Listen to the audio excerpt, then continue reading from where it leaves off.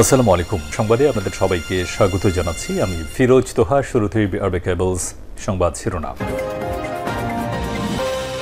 বাংলাদেশের সর্বশেষ গুরুত্বপূর্ণ আপডেট সংবাদ আপনাকে স্বাগত। শুরুতেই সংবাদ শিরোনাম, পরে বিস্তারিত। শুরুতেই জানাবো, ব্রাহ্মণবাড়িয়ায় বিএনপির দুই গ্রুপের সংঘর্ষ, আহত 10। ব্রাহ্মণবাড়িয়া সরাইলে বিএনপির দুই গ্রুপের মধ্যে ব্যাপক সংঘর্ষ হয়েছে, এতে অন্তত 10 জন আহত হয়েছে। আজ উপজেলা সদরে উপজেলা বিএনপির সাংগঠনিক সম্পাদক মোহাম্মদ দুলাল মাহমুদ আলী ও উপজেলা যুবদলের সদস্য সচিব নূর আলমের সমর্থকদের মধ্যে এই সংঘর্ষের ঘটনা ঘটে। এরপর জানাবো, ফরিদপুর জেলা যুবলীগের যুগ্ম আহ্বায়ক শামীম গ্রেপ্তার। ফরিদপুর জেলা যুবলীগের যুগ্ম আহ্বায়ক মেহেদী হাসান শামীম তালুকদার ৪৫কে গ্রেপ্তার করেছে পুলিশ। বৈষম্যবিরোধী ছাত্র আন্দোলনের ঘটনায় দায়ের করা মামলায় তাকে গ্রেপ্তার করা হয়েছে। আজ রাত 10টায় শামীম তালুকদারকে গ্রেপ্তারের বিষয়টি নিশ্চিত করেছে ফরিদপুর ডিবি পুলিশের ওসি আব্দুল মতিন। জানাবো, এবাদুলের $1 মিলিয়ন কোম্পানি হংকং এবং দুবাইতে। বিকন গ্রুপের ব্যবস্থাপনা পরিচালক এমডি মোহাম্মদ এবাদুল করিম ব্রাহ্মণবাড়িয়া ৫ আসনের সাবেক সংসদ সদস্য, পতিত স্বৈরাচার সরকারের সাবেক এবং সংসদ সদস্য। হংকং এবং দুবাইতে গড়ে তুলেছেন কোটি কোটি টাকার ব্যবসা প্রতিষ্ঠান। হংকংয়ে তার কোম্পানির আর্থিক মূল্য $1.৫ কোটি। ওই প্রতিষ্ঠান হংকংয়ের HSBC ব্যাংক হিসেবেও লেনদেন হয় ব্যাপক। কোম্পানি রয়েছে দুবাইতেও শাখা, লেনদেন করেন দুবাইয়ের মাশরেক ব্যাংকে। এভাবেই তিনি কোটি কোটি টাকা বিদেশে পাচার করেছেন। জানাবো, পুলিশ পরিচয় দখল বাণিজ্য এসপি শামীমা ইয়াসমিনের। সিআইডির বিশেষ পুলিশ সুপার এসপি শামীমা ইয়াসমিনের বিরুদ্ধে ঢাকার সিদ্ধেশ্বরী কনকর্ড ম্যাগনোলিয়া অ্যাপার্টমেন্ট ফ্ল্যাটের মালিকেরা সংবাদ সম্মেলন করেছে। তারা অভিযোগ করেছেন, শামীমা ইয়াসমিন পুলিশ পরিচয় ব্যবহার করে অন্যান্য ফ্ল্যাট মালিকদের পার্কিং স্পেস এবং কমন স্পেস দখল করেছেন এবং রাজুকের নকশা অমান্য করে সংস্কার কাজ চালিয়ে যাচ্ছেন। জানাবো, সাবেক প্রধান বিচারপতি রুহুল আমিন আর নেই। সাবেক প্রধান বিচারপতি মোহাম্মদ রুহুল আমিন গাজী রাজধানীর সম্মিলিত সামরিক হাসপাতালে চিকিৎসাধীন অবস্থায় মারা গেছেন। আজ ভোর 4টার দিকে তিনি মারা যান। সকালে সুপ্রিম কোর্ট প্রশাসন সূত্র থেকে সব তথ্য জানা গেছে। এবং সর্বশেষ জানাবো, বৈষম্যবিরোধী শিক্ষার্থীদের দুই গ্রুপের সংঘর্ষে আহত 2। ময়মনসিংহে বৈষম্যবিরোধী ছাত্র আন্দোলনের কমিটি গঠন নিয়ে সভা শেষে দুই গ্রুপের সংঘর্ষের ঘটনা ঘটে। এতে 2 জন আহত হয়েছে। তাদেরকে ময়মনসিংহ মেডিকেল কলেজ হাসপাতালে ভর্তি করা হয়। প্রিয় দর্শক, এতক্ষণ শুনছিলেন সংবাদ শিরোনাম, এবারে বিস্তারিত।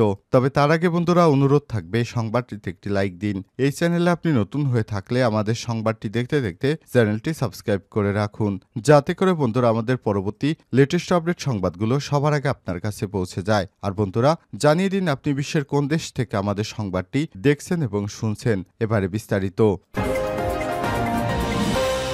ব্রাহ্মণবাড়িয়ায় বিএনপির দুই গ্রুপের সংঘর্ষে আহত 10। ব্রাহ্মণবাড়িয়া সরাইলে বিএনপির দুই গ্রুপের মধ্যে ভয়ানক সংঘর্ষ হয়েছে, এতে অন্তত 10 জন আহত হয়েছেন। শনিবার 23শে নভেম্বর সন্ধ্যায় উপজেলা সদরে উপজেলা বিএনপি সাংগঠনিক সম্পাদক দুলাল মাহমুদ আলী ও উপজেলা যুবদলের সদস্য সচিব নূর আলমের সমর্থকদের মধ্যে এই সংঘর্ষের ঘটনা ঘটে। স্থানীয়রা জানায়, শনিবার বিকেলে সরাইল সৈয়দ সিরাজুল ইসলাম অডিটোরিয়ামে বাংলাদেশ জাতীয়তাবাদী তরুণ দল সরাইল উপজেলা শাখার কর্মী সভা ছিল। সভায় কেন্দ্রীয় নেতৃত্ববৃন্দ ছাড়াও স্থানীয় বিএনপি, যুবদল, ছাত্রদল, অঙ্গ সংগঠনের নেতৃত্ববৃন্দ উপস্থিত ছিলেন। সভা শেষে উপজেলা বিএনপি সাংগঠনিক সম্পাদক দুলাল মাহমুদ আলীর ভাই ও আজিরউদ্দিন আহমেদ পান্না তরুণ দলের নেতা আরাফাত রহমান হৃদয়ের সাথে আপত্তিকর ভাষায় কথা বলে। এ সময় উপজেলা যুবদলের সদস্য সচিব নূর আলম আরাফাতের পক্ষ নিয়ে কথা বলে। বিষয়টি নিয়ে দুলাল এবং নূর আলমের মধ্যে বাকবিতণ্ডা হয়। এর জের ধরে দুই নেতার সমর্থকরা সড়কের উপর দেশীয় অস্ত্রশস্ত্র নিয়ে সংঘর্ষে জড়িয়ে পড়ে। প্রায় ঘণ্টাব্যাপী চলা এই সংঘর্ষে উভয় পক্ষের অন্তত 10 জন আহত হয়েছে। এতে সরাইল অরাইল সড়কে যানবাহন চলাচল বন্ধ হয়ে যায়। পরে পুলিশ এবং স্থানীয় লোকজনের হস্তক্ষেপে পরিস্থিতি নিয়ন্ত্রণে আসে। এই ঘটনার পর থেকে এলাকায় থমথমে অবস্থা বিরাজ করছে। সরাইল থানার ভারপ্রাপ্ত কর্মকর্তা শরীফুল হাসান জানান, খবর পেয়ে পুলিশ ঘটনাস্থলে পৌঁছলে পরিস্থিতি নিয়ন্ত্রণে আসে। বর্তমানে পরিস্থিতি স্বাভাবিক রয়েছে। অভিযোগ পেলে প্রয়োজনীয় আইনগত ব্যবস্থা গ্রহণ করা হবে। ফরিদপুর জেলা যুবলীগের যুগ্ম আহ্বায়ক শামীম গ্রেপ্তার। ফরিদপুর জেলা যুবলীগের আহ্বায়ক মেহেদী হাসান শামীম তালুকদার ৪৫কে গ্রেপ্তার করেছে পুলিশ। বৈষম্য বিরোধী ছাত্র আন্দোলনের ঘটনায় দায়ের করা মামলায় তাকে গ্রেপ্তার করা হয়। শনিবার রাত ১০টায় শামীম তালুকদারকে গ্রেপ্তারের বিষয়টি নিশ্চিত করেছে ফরিদপুর ডিবি পুলিশের ওসি আব্দুল মতিন। এর আগে বিকাল ৫টার দিকে শহরের কমলাপুরস্থ নিজ বাড়ি থেকে তাকে গ্রেপ্তার করে জেলা গোয়েন্দা পুলিশ ডিবির একটি দল কোতোয়ালি থানা হাজতে তাকে রাখা হয়েছে। ডিবি পুলিশ সূত্র থেকে জানা যায়, বৈষম্য বিরোধী ছাত্র জনতার আন্দোলনে শিক্ষার্থীদের উপর হামলার ঘটনায় সাবেক প্রধানমন্ত্রী শেখ হাসিনা, ফরিদপুরের ৩ সাবেক সংসদ সদস্য মুজিবুর রহমান নিকসন চৌধুরী, শাদাব আকবর লাবু চৌধুরী, আব্দুর রহমানের নাম উল্লেখ সহ আওয়ামী লীগ ও অঙ্গ সংগঠনের ১২৫ নেতাকর্মীর নাম ফরিদপুর কোতোয়ালি থানায় মামলা করা হয়। মামলায় আরও অজ্ঞাতনামা হিসেবে ৪০০ জনকে আসামি করা হয়েছে। গত ১০ অক্টোবর ফরিদপুর সদরের গেরদা ইউনিয়নের বিল মামুদপুর গ্রামে মুজাহিদুল ইসলাম মামলাটি করেন। মামলার বাদীর মেয়ে ছাত্র আন্দোলনে আহত হয় বলে উল্লেখ করা হয়। ওই মামলার এজাহারে ৯৮ নম্বর আসামি শামীম তালুকদার ৪৫-এর নাম রয়েছে। গোপন সংবাদের ভিত্তিতে শনিবার বিকাল ৫টার দিকে নিজ বাড়ি থেকে তাকে গ্রেপ্তার করে ডিবি পুলিশ। গত ২০২১ সালের ৫ই মে ২১ সদস্য বিশিষ্ট ফরিদপুর জেলা যুবলীগের আহ্বায়ক কমিটি গঠন করা হয়। ওই কমিটিতে শামীম তালুকদার ১ নম্বর যুগ্ম আহ্বায়ক। এছাড়াও তিনি ফরিদপুর ৪ ভাঙা সদরপুর চরভদ্রসন আসনে সাবেক সংসদ সদস্য ও কেন্দ্রীয় যুবলীগের প্রেসিডিয়াম সদস্য মুজিবুর রহমান নিকসন চৌধুরীর অনুসারী ছিলেন।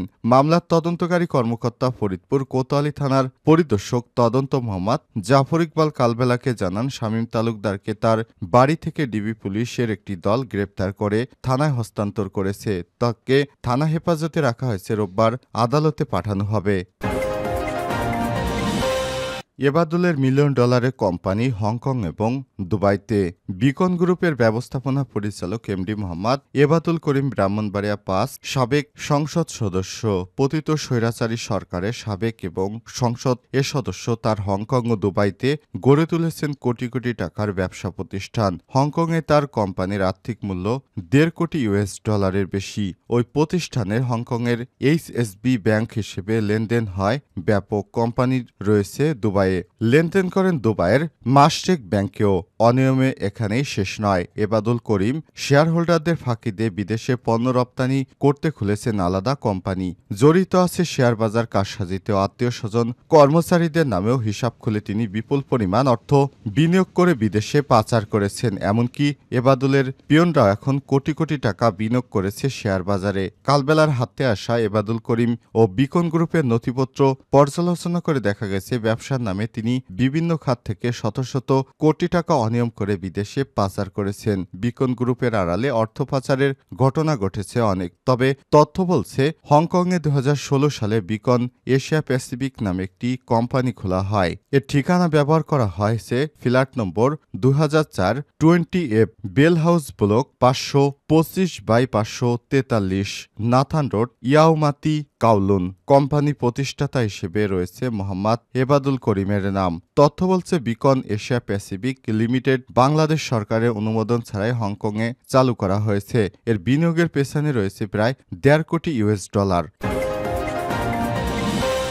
পুলিশ পরিচয়ে দখল বাণিজ্য এসপি শামীমা ইয়াসমিনের। সিআইডির বিশেষ পুলিশ সুপার এসপি শামীমা ইয়াসমিনের বিরুদ্ধে ঢাকার সিদ্ধেশ্বরী কনকর্ড ম্যাগনোলিয়া অ্যাপার্টমেন্টের ফ্ল্যাটের মালিকেরা সংবাদ সম্মেলন করেছে। তারা অভিযোগ করেছেন, শামীমা ইয়াসমিন পুলিশ পরিচয় ব্যবহার করে অন্যান্য ফ্ল্যাটের মালিকদের পার্কিং স্পেস এবং কমন স্পেস দখল করেছেন এবং রাজুকের নকশা অমান্য করে সংস্কার কাজ চালিয়ে যাচ্ছেন। এছাড়াও গত 7 বছরে তিনি কোনো সার্ভিস চার্জ পরিশোধ করেননি। ফলে বকেয়া দাঁড়িয়েছে 17 লক্ষ টাকা। ফ্ল্যাট মালিক সমিতি প্রতিবাদ করলে তাদের মিথ্যা মামলার হুমকি দেওয়া হয়েছে। উপায় না পেয়ে তারা সংবাদ সম্মেলন করেছেন এবং রাজুকে অভিযোগ করেছেন। আজ রাজধানীর Segunbagicha Dhaka reporters unity DRU তে এক সংবাদ সম্মেলনে কনকর্ড ম্যাগনোলিয়া ফ্ল্যাট মালিকেরা এই সমিতির পক্ষ থেকে সব অভিযোগ করা হয়। সংবাদ সম্মেলনে বক্তারা বলেন, শামীমা গত 7 বছর যাবৎ ফরিদপুর গোপালগঞ্জ পরিচয় দিয়ে তিনি ছাড়া বাকি বাকিদের জীবন অতিষ্ঠ করে তুলেছেন। তিনি তার